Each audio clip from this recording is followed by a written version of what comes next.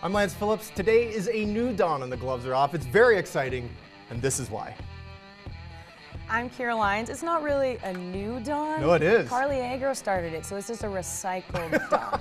Just You're recycled. a better Carly Agro, I feel. You'll be a better Carly Agro. It's exciting. Oh God, that's a lot of pressure. We've had women on the show, but never in that chair before, which is super exciting to have. Yeah, I'm pretty nervous, but I'm excited. Are you pretty nervous? Yeah, definitely. You're in the sweat chair, because that's where Ryan sits all the time. Well, at least I don't start it then. No, It's he a sweats chair like, that before I got chair was there. sweating when you first sat in. It sweats on its own, I swear. Lance Phillips, Kiera Lyons with you for the gloves are off. As I said, this is very exciting. This is very exciting. Finally have a woman co-host and one that's going to do great things, I'm sure. Thank you, I appreciate that. We got lots to talk about, though, as far as sports. Yeah. Sunday was a pretty big day in the world of Huge. sports. Yeah, Huge. Monumental. It was unbelievable. Listen, first, I need to start this show by offering up an apology. I'm going to apologize. Last week, I ranted. I went off about Bonnyville hockey fans. And I met a guy in Bonnyville this past weekend when I was covering the Voyageurs Barons game, Byron. Byron informed me that Bonnyville fans were out at the football game last weekend supporting a cancer charity, to which I immediately went to find the closest rock and crawl under. So Bonnyville hockey fans, you had every right to not be at the Pontiac's home opener, and I do apologize. I know that there's passionate sports fans in Bonnyville, so that's my official apology to Bonnyville sports fans, I guess. I felt a little sheepish, but. Well, it's big of you. I'm sure they appreciate the apology. Listen, let's get started with some local content. The Lloydminster Bobcats, after winning their season opener at home against the Bonnyville Pontiacs, they have lost 4 straight. This is eerily familiar to last season where they lost 11 straight to start the season. Kiera, how long can this team afford to go this year losing games before fans have had enough? I mean, that's a tough start. Yeah, it is. I mean, especially Which one? Losing 4 straight or losing 11? Well, 11 definitely, but 4 straight too, like that's tough. I mean, it is a long season. They do have 60 games, so it's not the biggest concern as of right now.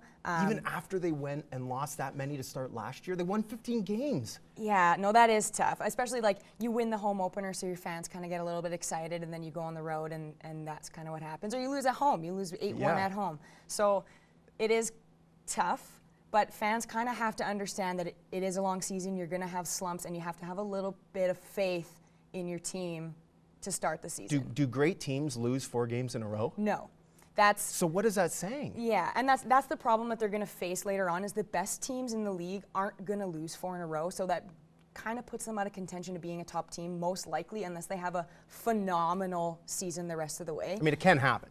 Definitely. It can happen. Yeah, teams go in slumps, they go on runs. Like, look at the baseball this year, right? Like, what was it, 22 games in a row? Yeah. Like, it definitely can happen, but it's not the most common of things, especially when you win 15 games in your last season. Like, it's not a good start for sure.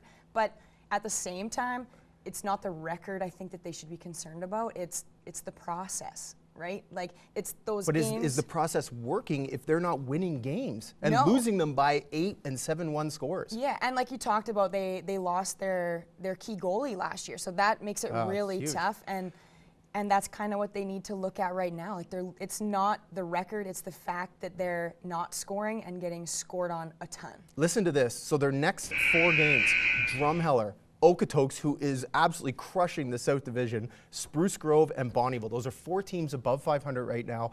If they don't get a win there, they'll have 8 straight losses to start the season after a win. Yeah. I mean, at some point, fans are going to revolt against this. Yeah. And that being said, you've got the Bandits, who are a good team. I can see fans defecting to some of these other Lloydminster hockey teams. You're not going to tolerate that for very long. Yeah, but I mean, that does happen in programs, right? Like, look at the Oilers.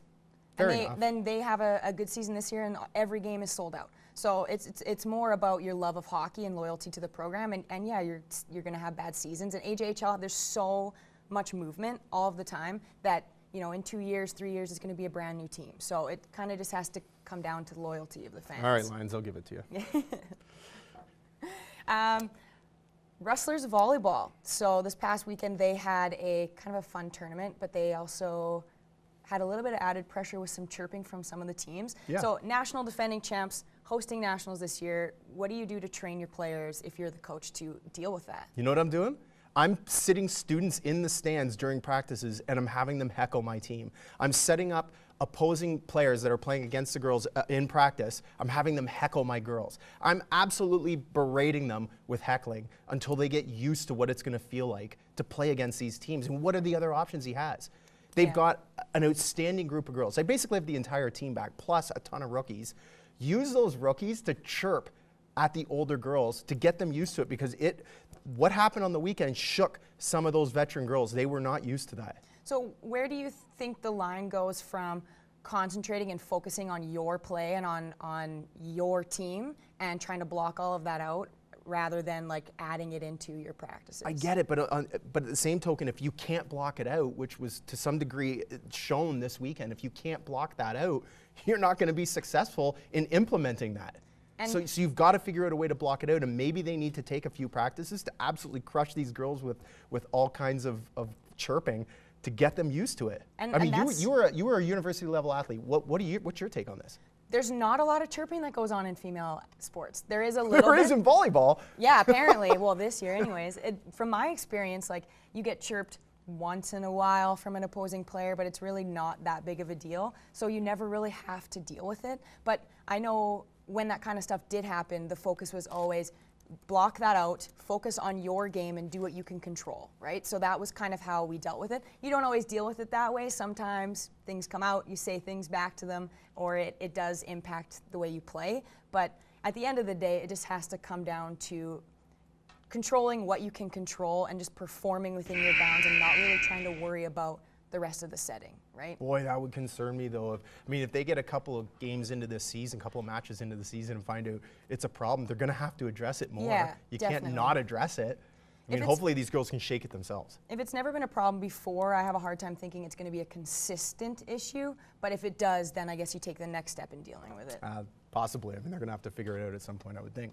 Ryan Goins had a funky little trick play this weekend on Todd Fraser at second base, pretended to throw the ball back to the pitcher, but he kept it, and he tagged Fraser out when he lifted his foot off the bag.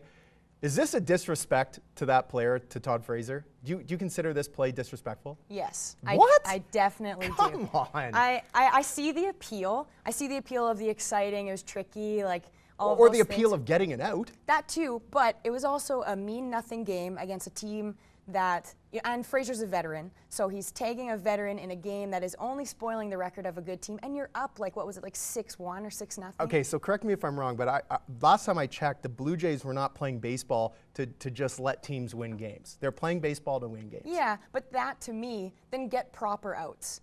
Get That him is a out. proper out. I don't think. I think it's cheeky, and it's just Cheeky. not the way that I see baseball.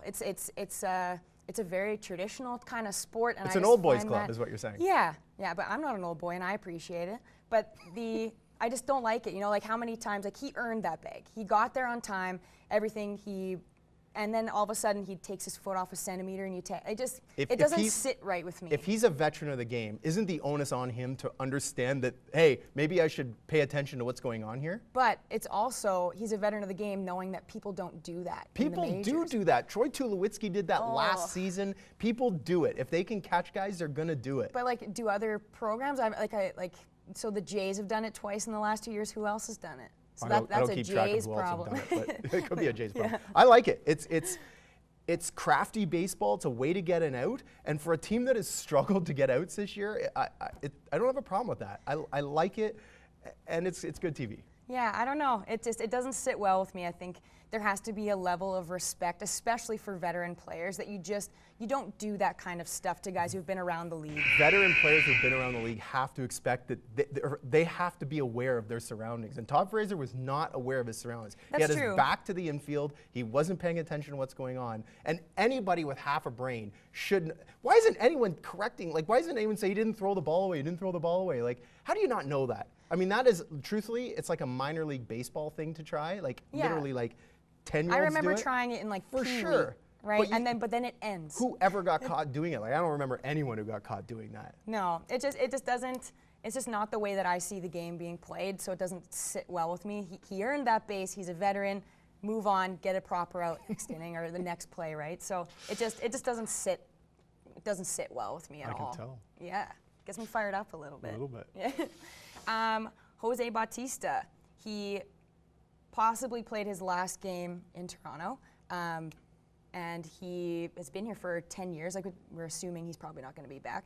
But where do you think he ranks in the Jays all-time greats? Oh, he's top 3. He's top 3. I mean, he hasn't won a World Series with the team. Roberto Alomar won a World Series with the team. But his tenure in Toronto was a lot longer than Roberto Alomar's was. Another Jay great that I think was an incredible player was Roy Halladay. I mean, what Roy Halladay did with this team over the amount of time he played was unbelievable. Won a Cy Young. But Jose Bautista will be immortalized in this city for what he did for this team, just kind of getting them back on the map. It's incredible what the guy did, and I've got him in my top 3, right behind Alomar and Halladay. Yeah, he's definitely in my top 5. And I think, like, I'm not a huge Bautista fan, but what he's done for baseball in Canada is something that cements him in the top 5 for Jays as well. Like, look at how big that organization has become just with its success over the last few years, and I just think that, in part, is a lot to do with him. So I think, and all of those aside, like all his 4 straight All-Star games, his 2 seasons over 50 home runs, like he's done incredible things. He had over 100 RBIs 4 times. Like he's an unbelievable hitter. And to think where he came from, because he was basically a mediocre at best player before he landed in Toronto. Did he get drafted like 20th round? He exploded in Toronto. And he's done incredible things for the city, but where does that leave his legacy? I mean, what we've seen of him this year is a dramatic drop. Where's his legacy? I think his legacy is still cemented where he was. I know the last season's been a little bit rough and not the best terms you want to go out on, but at the same time, he was the face of the Blue Jays for a really long time. And I think that's what people are going to remember. The beard? Yeah. The beard and the Joey Bats. Joey Bats. I mean, it's like you said, it's not that he's not coming back next year. I mean, we don't know that. But yeah.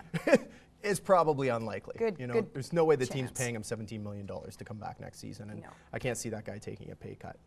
Carmelo Anthony recently traded to the Oklahoma City Thunder for Enes Kanter, Doug McDermott, and a 2018 second-round pick.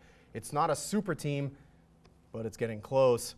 Are these super teams and teams like this ruining the NBA? I feel like I'm just the devil's advocate here. I just disagree. Well, like, not with, but yes, I do think it is ruining the NBA. For me, personally. I know some people find it incredibly exciting because you can see so many, all-stars in one game play against each other. But for me, I like the uncertainty of sports. I like the fact that every year... Parity. Yes, exactly. And that's why the NHL is so exciting, because every year it's kind of a toss-up. The fact that Pittsburgh won 2 years in a row is an anomaly, right? But the fact that the last 3 years in the NBA, everybody knew who was going to be in the final just isn't fun for me to watch the playoffs. And that's the part of the NBA that I enjoy watching the most. So the fact that, it's always Golden State, it's always Cleveland, and now teams are trying to pad up their teams to try and compete, and then they're taking big players away from smaller markets, making them weaker and the top team stronger. There's just no competition until they get to like the final 2 rounds of playoffs, and that's just not fun. I've always stated that I enjoy both parity and greatness at the same time. And we saw Serena Williams a couple years ago nearly win all the Grand Slams in tennis. And as much as I loved watching that kind of thing, there's also something great about seeing different teams win at different times, like you said about the NHL and Major League Baseballs like that. So there is something to be said for the Golden State Warriors and the Cleveland Cavaliers being great and winning time after time, but it's kind of flawed because they've just brought in every great player to do it. They're not doing it because they become a great team just of their own volition. They're bringing in these guys. So, it's an interesting subject. I'm not sure it's ruining the NBA. What really needs to happen, and it needs to happen this year in the East especially, we need to see a team in the East besides Cleveland win that conference. Yeah. If we don't see it, there's going to be a lot of disappointed fans. And I think in the West, you're probably already seeing that. There are disappointed fans unless they live in the Golden State. Well, and it also does things like Westbrook and Harden, who know they're not going to pull a championship because they don't have the teams to do it. Then they just take way too many shots or padding their stats because instead of going for a championship, they're going for personal awards because they know that they're not going to make it. So when the Rockets and OKC played each other in the playoffs, it might as well have been a one-on-one. Like I couldn't even watch the series because it was just a showcase for those 2 players. And I mean, it's got to be frustrating for them, right? Especially Westbrook. Like, they had a chance. They took Golden State they just about beat them in the semis. We're going to find out over the next year if TV ratings drop. We're going to find out whether this is affecting the NBA or not, whether it's affecting their product. Yeah. Tons of controversy over the Steph Curry visit to the White House. Do you think that non-visit? Yeah, the non-visit, sorry, my bad. Do you think the Penguins should follow the lead of the Golden State and not go? This is fascinating. On one account, I believe they should follow that lead. Listen, these are athletes that play professional sports, and I think that this crosses all lines. So if you have one crew of people that are being, feel like they're being belittled by the president, or feel like they're not, they don't want to go, maybe other teams need to have their back and say, hey, we're not going as well. If you guys aren't going, we're not going. We're making a stand along with you guys. So I have a tendency to believe that, yeah, they probably should follow suit. I think, yeah, and I don't disagree with that, but the Penguins will go. The NHL is probably the most professional league they have. They try to leave politics out of it as best they can. It's kind of just a part of their job, so I think they're probably going to go anyways. It's different for them because they have... Is it the passive-aggressive league? Kind of. It's the stay between the lines league. Stay in your lane league. Yeah, listen to their interviews, right? Like, they don't get too emotional, they don't get too crazy, they stay within kind of the confines of the NHL, and I think this is exactly where that's going to fall in.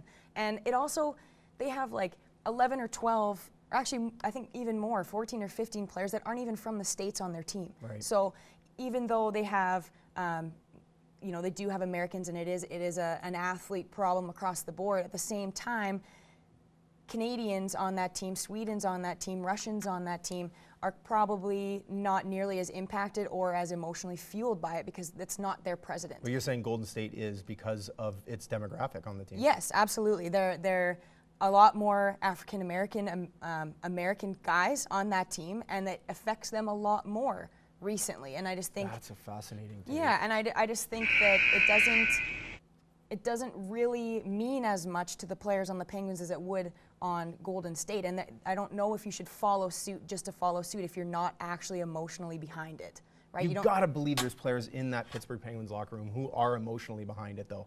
Yeah, but at the same time, they know it's their job, and I think they're gonna do it anyways. That's my guess, is that they'll go and they'll visit the president. They'll just get it over with as a part of their job and just be done with it. We're not done on the President Trump saga quite yet. Coming up on the other side, lots of players decided to take a knee this weekend in NFL play, and we're going to talk about that next.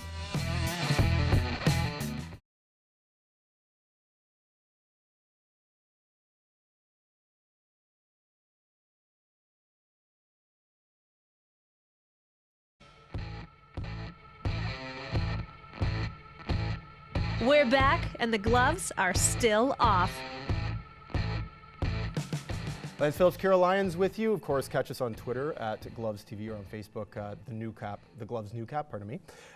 So this past Sunday was a monumental day in sports. Like, is that putting it lightly? Yeah. I mean, it was an unbelievable show of solidarity, especially on the NFL. We even saw for the first time a Major League Baseball player take a knee during the anthem. And these players are utilizing a platform to voice their opinion. I do not have a problem with it. I think it's great. And I think that what the president did has really created a divide in America especially. I mean, even it's happening in Canada. But, I mean, what is your initial take when you were watching sports on Sunday and saw these players linked together, saw these players taking a knee, saw these players standing up for what's not right in this world right now?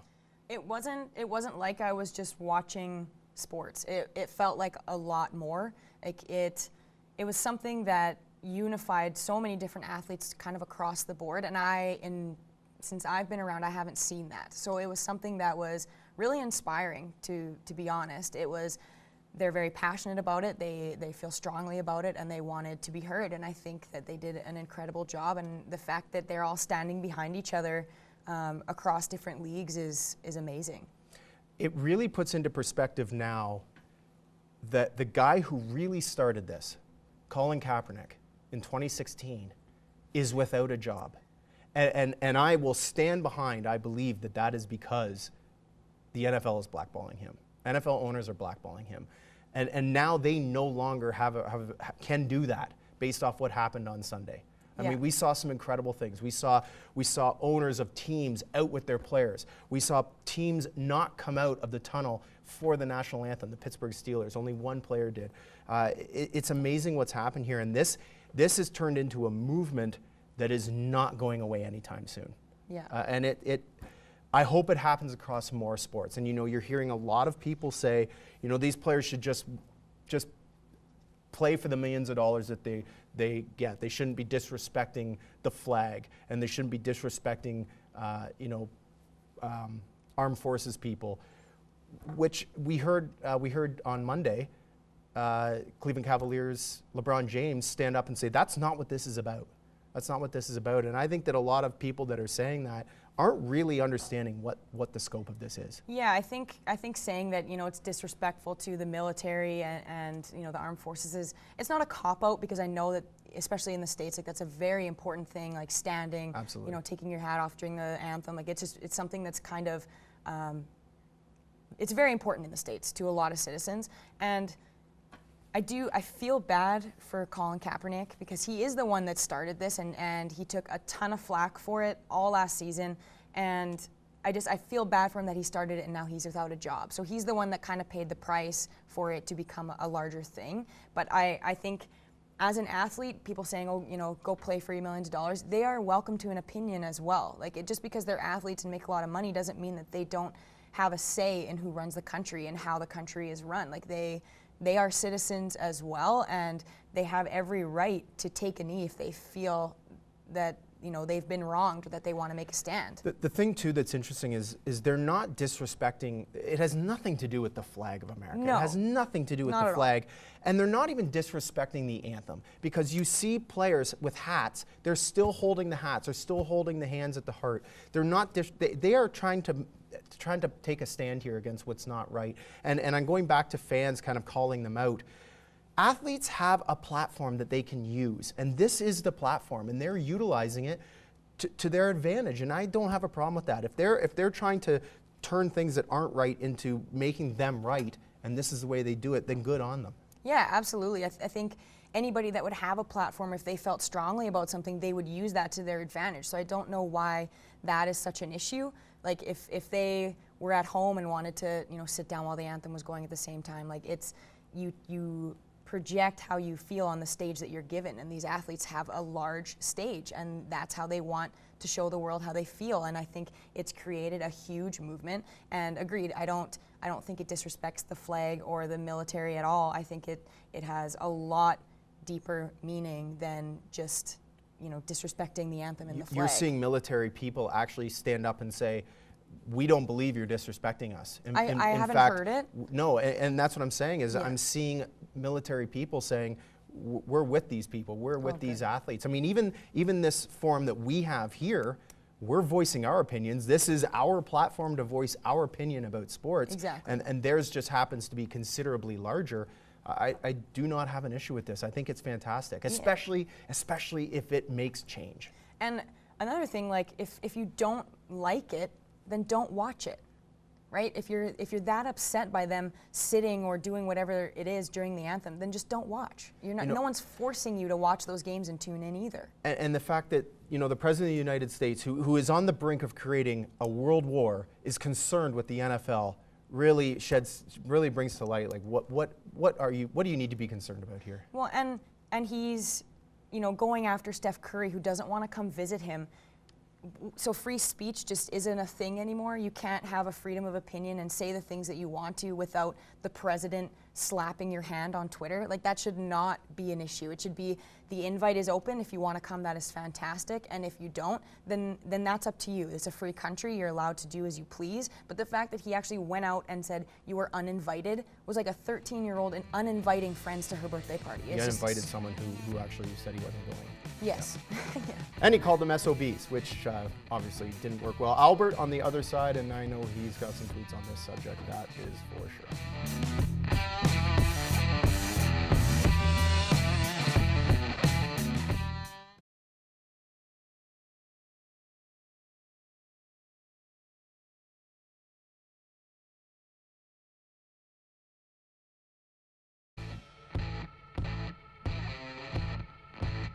If you can't score, you might as well drop the gloves. Albert's back. Tweet. He's loaded up, got lots of stuff today. I believe there's some more White House discussion in here. Of course. I believe there's some local stuff too. Wrestlers. Tweet. There's some wrestlers basketball stuff in here. I'll get this party started, I guess. This is Steve Warren at TSN Steve. This is going to the NHL's new face-off policy where they're giving penalties for face-off violations. That's 3 face-off violation penalties in 24 minutes of hockey. There goes the NHL diligently trying to fix problems no one is complaining about. And it's true. Like, that was the first time they did it, and they were just 3 penalties in less than 30 minutes.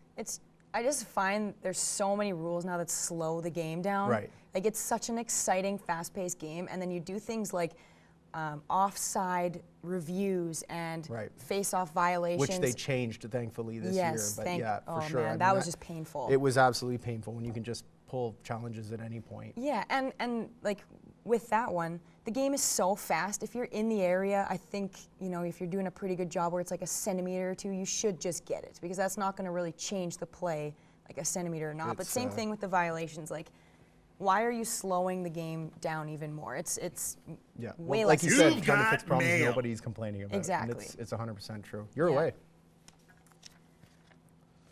This one is from @NotBillWalton. Breaking. Katie Trey 5 to join OKC along with 17 Instagram accounts, 12 Twitter handles, and 3 Tinder profiles. Can you believe this guy? I've heard of this before. I've heard of people doing this where they have multiple accounts, but not like, you know, they're, you know, so for instance, if I was the one who was looking after the Gloves Twitter account and my own, I could make a tweet under the Gloves one thinking it's me. I've heard of this. Yeah. But not to that extent. I mean, that's a huge error. It made me feel really bad for him, to be honest. I don't know if I do or not. I mean, he obviously is taking these tweets to heart that people That's what I mean. And so many people say such mean things about him too, right? Like, since he left OKC, he's a snake, whatever, all of those things. And it always seemed like it never bothered him. And I always thought that was kind of the case, that it was just, it rolled off his back, it wasn't a big deal. And apparently it really does bug him. So it made me feel bad for the guy. Then I remember he plays in the NBA and makes millions of dollars, and I get over it. But it did make me sad a little bit. We were talking on the weekend, and you brought to my attention the Simpsons episode with Daryl Strawberry. Yeah. Daryl, and tear comes down. That's exactly what it is. Oh yeah, no, he's an athlete. He does it all the time. And mail. then just a single tear. Like, that's exactly how I see Kevin Durant. Sportsnet, @Sportsnet boxer Jake LaMotta, immortalized in movie Raging Bull. That's Josh Ryan's thing. Movies. Dies at 95. The fact that a boxing guy lived to be 95 is actually incredible. Yeah, especially one from like that long ago too. Like, you know, the safety precautions and everything are not what they were. What safety precautions? That's what I mean. They were non-existent. Safety? Like, your brain Pretty sure those guys that had important. cement in their gloves. Yeah. Like, literally. Barbed wire. Injected with cement. You got mail. Yeah. You're up. @Jeopardy Sports. So the tweet is, Thursday night football can actually be not terrible, but these NFL employees are consistently terrible no matter what. And the tweet Officials. is... Exactly. Who are the officials? I'm not sure which crew is worse. I don't know if CFL or NFL officials are worse. You have a take on this? No, I don't watch enough to have a take on an official. Like, I feel bad putting my opinion out there because I don't actually want to take a side. I never feel bad about that. I never feel bad about that. And that's why I'm here. Vegas Golden Knights, of course, this Twitter handle has been absolutely spectacular over the last little while. @Golden Knights. Other team lines. That's a lot of sharks. Just shark, shark, shark, shark, shark, shark, shark, shark, shark, shark, shark. And the defensive pairings of shark, shark, shark, shark, and shark, shark, and then 2 goaltenders, shark and shark. That's awesome. I think a lot of teams in the NHL could actually learn a lot from that account. Yeah. Like, they're brand new and everybody is following it because it's hilarious. This is an account where I believe at some point this is going to turn into the account where the guy makes the mistake and he messes up with his own account and this one. Yeah, Hey, I could there's see mail. that. Happen. I could see that. All right, you're up. @Barstool UMD. So this is absolutely insane. This video. Insane. So basically, it says, "Jesus Christ, I've officially found my wife," and this video. Look at her. Look at her. It's absolutely insane. I've never seen anything like it. No, she didn't want to break the sunglasses though, so she took the sunglasses off, but crushed the can and drank it. And just a savage with it. No, a total savage. A total savage. Listen, did you ever have parties like that at university? Where I remember some wild times. I do not ever remember a woman smashing beer cans on her head. I've seen women attempt it, but never. It went brain and then just shot into her mouth. Hey, it was absolutely. She got most of that beer. It was nuts. The guy at the end is amazing. That's amazing at the end. All right. Louise Levere at LM Levere. Hey at Gloves TV, what's with the caveats on over-under? Bookies don't accept conditions. You just put your money where your mouth is. Hashtag wimping out. This goes back to last week when Josh and I were doing over-under, and we had some caveats, and this is a viewer who didn't like that we had caveats, and to some extent, she's right. So Louise, we apologize. We'll be better. We'll just be better next time when we do over-under. We won't. We'll just make our picks. And You've got mail. All right, we got time for another one. One more. This is at Jeff Merrick. I keep checking Twitter hoping for one of those upon further review and consideration press release from the Penguins. See? The Penguins, people don't agree that the Penguins should be going to the White House. I know. And I see that, but I really don't think that's going to change the mind of them. No, they're still going to go to the White House, that's for sure. Definitely. What we learned is coming up next. We learned quite a bit, that is for sure.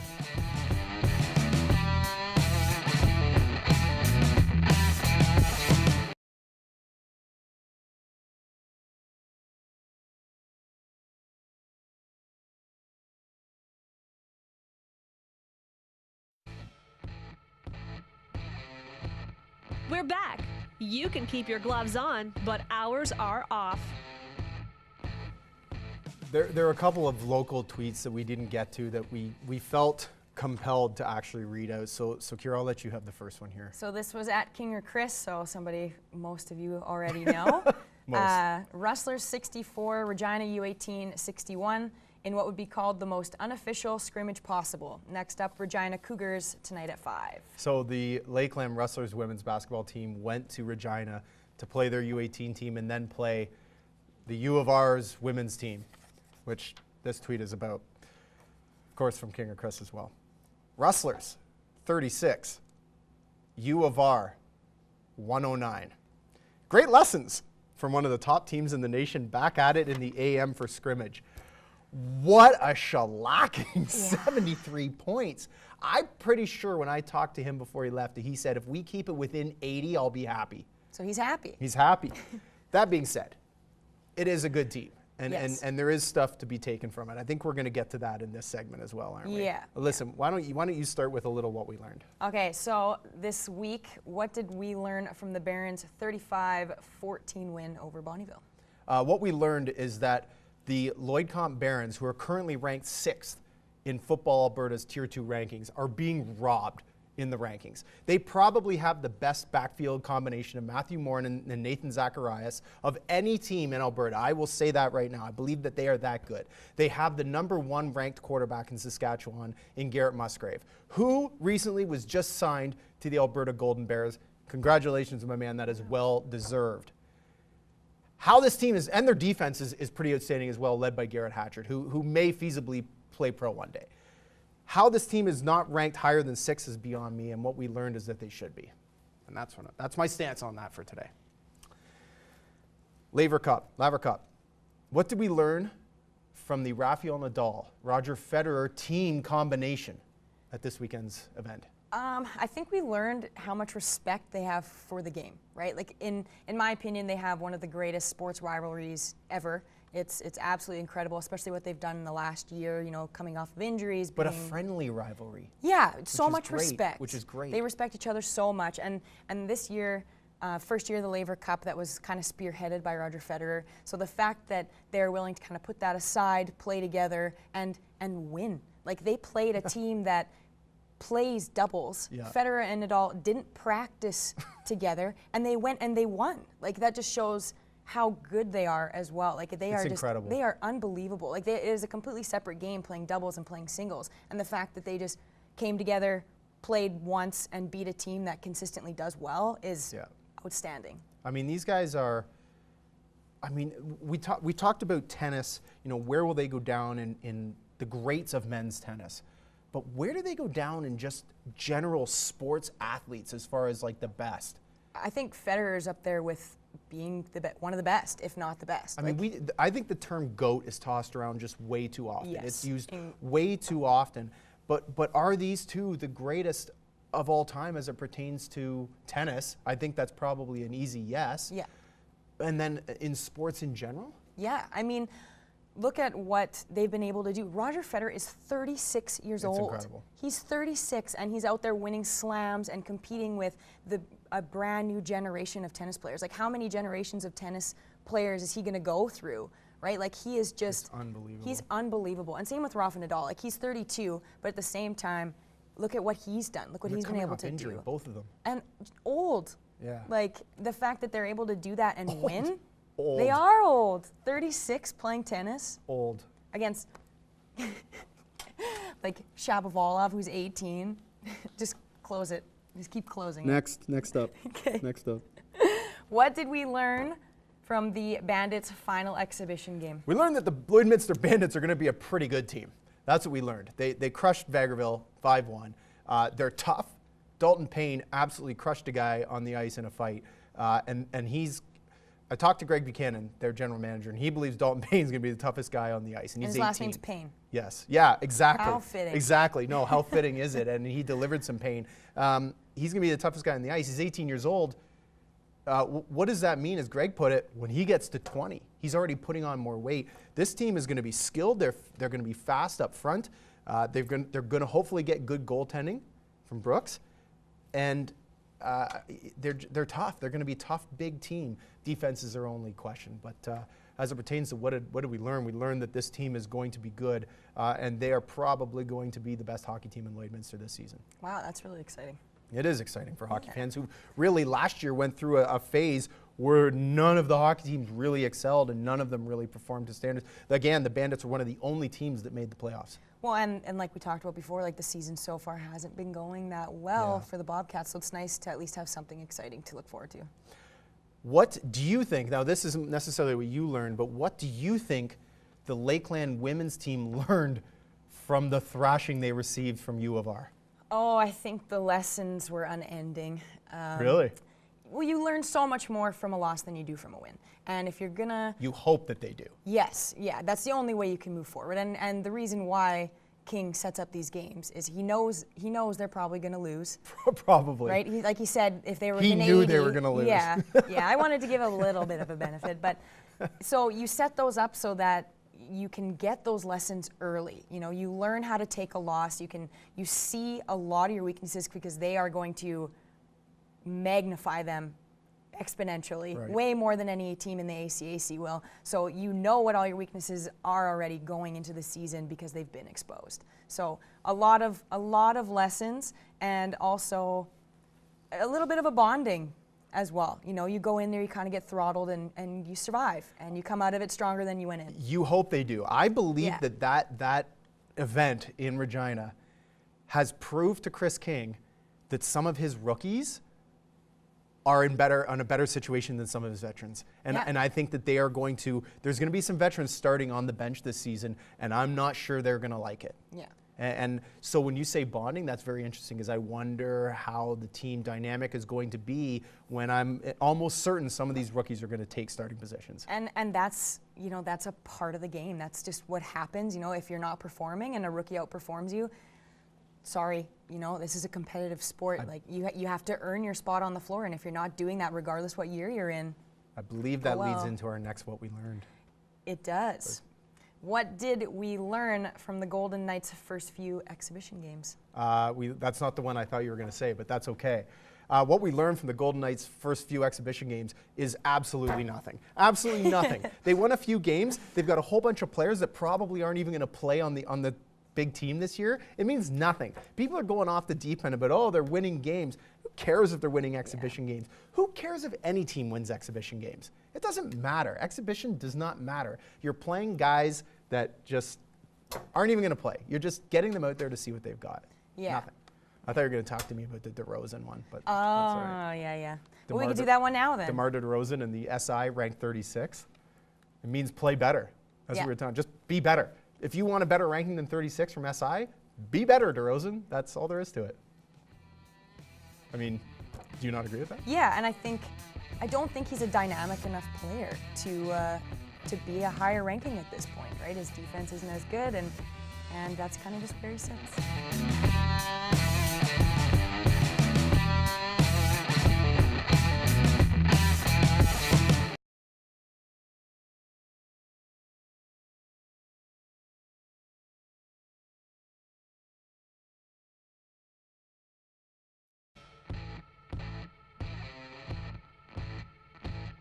We're back, and the gloves are still off. Lance and Kiera with you for Fake Letters. Fake Letters. We started this a couple weeks ago, and I think some of these are real, though. Have you got real ones? I feel like I got a couple that I'm pretty sure You got to sprinkle real. some real ones in there, too. Yeah, Keep for them sure. guessing. All right. This first one is to Colin. It just says, Dear Colin, maybe we didn't recognize it at the time, but your initiative to take a knee and stand up against what's not right in this world and this country has started a movement, and we will continue to build on it. Nobody will divide us. Sincerely, your NFL brothers. So I think that they kind of see what he's trying to do here. Yeah, absolutely. I think they probably would agree that it's time for him to get a job again. Yeah, it's insane to me that he doesn't have one. When you've got guys like Trevor Siemian playing for the Denver Broncos and some of these other cats, that, like Bortles playing for even though the Jaguars have been pretty good, that's thanks to Fournette. How does this guy not have a job? There's some terrible quarterback play this year. Yeah, I feel really bad for him. Something that he started has become such a big movement, and now he's out of job. It's time now that he, even if it's a backup job, like the guy's got to get a job. Yeah. Give the man a job. All right, I've got a letter to Kobe Bryant from Lisa from Vancouver. Oh, Lisa from Vancouver. Yeah. Dear Kobe, I recently saw a video of your daughter showing off her jab step skills. Is basketball something you are pushing your kids to pursue, or was a natural thing for her to pick up a basketball? I would also like to know your thoughts on the WNBA and the exposure women's basketball gets, if this is something in your daughter's future.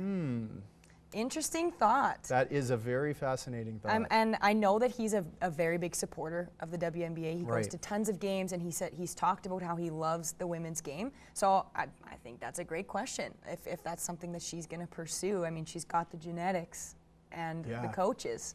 Certainly has the coaching. Yeah. What's your take on the WNBA as it stands right now? Like, what do they need to do to really kind of bring that league to the forefront more? I don't know how to bring it to the forefront. I understand it's a business, and so, you know, getting people to fill the seats gets you more exposure, but I think people don't think of women's basketball in the proper sense. They think of it like they compare it to the men's basketball. Right, it is not the same sport. It is not. It is that's most women and men's sports. You can't think of it as the same thing. You have to appreciate it for what it is, and what it is very different. Yeah. So I love watching women's basketball because it's very team-oriented and there's so much strategy, and then I like watching men's because of the athleticism. Right. But I'm not saying the women don't have the athleticism, because they do, but they're just not throwing down the dunks that you know the men are. But it's just education. It's just people understanding that it's not the same. To the Barons, you may think you're top dogs right now, but more games are yet to be played. We didn't win Wheatland titles by fluke.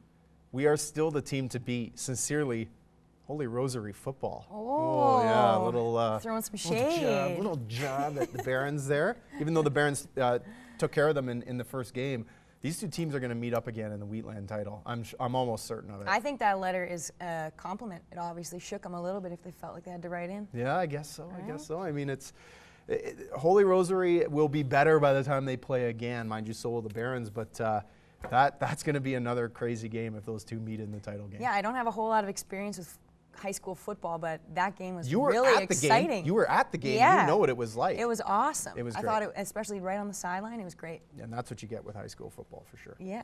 So I have a letter to Drake from Josh from Alberta. Dear Drake. Is this Josh Ryan? It might be. Oh, geez. It let's might hear be. this one. I never actually thought of that. It probably Let's hear is. this. We know you have had a lot to do with the Raptors the last few years. We are wondering when they will be giving you a jersey since you're on the floor more than some of the players. We know you love the team and have done a lot promoting the organization, but please leave the chatter and the ref complaints to the players and the coaches. You are neither. Sincerely, everyone. So Josh from Alberta then signed it, sincerely everyone. But that's Josh Ryan for sure. That's Josh Ryan. Are you calling him out? It was him? I am. Josh Ryan is obviously not here this week. Obviously, he is on the front of the board though. But I believe he wrote that. That sounds like a Josh Ryan thing. Yeah, and I agree with him. Drake's got his nose in too many places. Get off the floor. He's a Raptors ambassador, is he not? I know, but he's not a player. No, I believe that if you're going to have an ambassador for a team, I think an ambassador, great ambassador, is a great fan. Yeah. I think a great fan of a team is a great ambassador. Be the best because they're so passionate about it, but keep your passion on the sidelines. Sure. You know. Like a good example is Nav Bhatia for the Raptors. I mean, he is a Raptors ambassador to some extent, I believe, but he would be a great one. One of my best friends, Adam Goss, is probably the biggest Argonauts fan I've ever seen in my life. Follows them through thick and thin, and he's a guy that could be an excellent ambassador for that team. I think a good fan makes a great ambassador. Yeah, I completely. Not Drake. No. Shut up. Agreed. Sit down. Zip it. Yeah. Keep your feet off the floor. Yeah. Go lint your pants somewhere else. All right. This is looks like the University of Regina's women's basketball team. This is strange. Dear U of R girls, just so you know, we took it easy on you. Nobody wins when a college team destroys a perennial powerhouse in U Sports women's basketball. Thanks for being good sports. Oh, from the Rustlers. Nobody there you go. wins. Nobody wins, I guess. Not even the college team? No. They don't win? No, nobody wins if a college team just crushes one of the best teams in the nation, I guess. Oh, man. Is that So going to spur a rematch? There's the true story. They took it easy on them. Yeah, rematch at Lakeland. Yeah. That's what we need. Home court advantage. Yeah. Oh, my goodness. Can you imagine? No. All right, we got room for another one, I think. Letter to Hoodie Mello from Carter from Ontario. Dear Mello, this summer the only videos I saw were you training with a hoodie tightly tied around your face. I want to know why you do this and what benefits it adds. I'm a basketball player myself and want to know if this is something I should add into my training regimen. Well, he's in Ontario.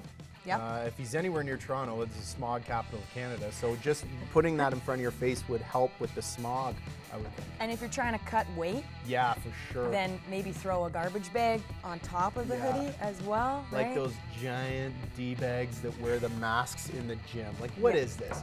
Is he trying to be the guy from Batman? I don't know. Bane? Bane, that's the name, yeah. Oh, Bane works out in the gym all the time. The amount of steroids a lot of those guys in the gym do, it looks like they're trying to, but Bane works out in the gym.